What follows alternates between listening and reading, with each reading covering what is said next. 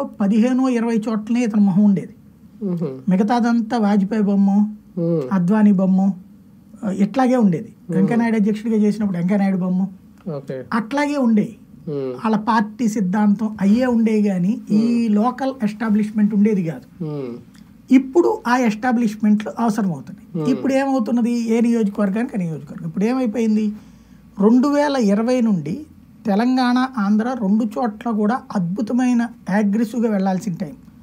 ఎందుకంటే 2019లో ఒక్క సీటే వచ్చిన Bharatiya Janata party aggressiveness start చేసింది, ఇక్కడ అగ్రెసివ్నెస్ స్టార్ట్ చేసింది సోమవీర్రాజు ద్వారా.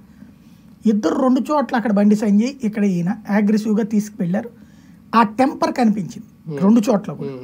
ఈ టెంపర్లో తర్వాత వచ్చి ఎప్పుడైతే తెలంగాణ దాంట్లో బండి సంజయ్ని చివరిలో తీసినా ఆ టెంపర్ చాలా వరకు కంటిన్యూ అయ్యింది. చివరిలో సంజయ్ని తీయడం వల్ల కొంత డిప్రెషన్ వచ్చినా మళ్ళీ మిగతా వాళ్ళు తొందరగా యాక్టివ్గా కోలుకున్నారు, నడిచింది. ఆంధ్రాలో వచ్చేటప్పటికి పవన్ కళ్యాణ్ వచ్చేసి దీని యాక్టివ్నెస్ని చంపేశాడు. అంటే ఓ రకంగా చెప్పాలంటే పరిగెడుతున్నటువంటి ప్రవాహానికి ఒక గోడ కట్టేశాడు. కట్టి మనిద్దరం కలిసి పరిగెడదామన్నాడు. ఇద్దరం కలిస్తే దూకుడు పెరుగుతుంది, ఫ్లో పెరుగుతుంది, అలలు వస్తాయి, ఆ టెంపర్ సృష్టిద్దాం అనుకున్నాడు. వాళ్ళు అందుకోసం చూసుకుంటే అది స్విమ్మింగ్ పూల్లో ఉంచాడని తర్వాత అర్థం.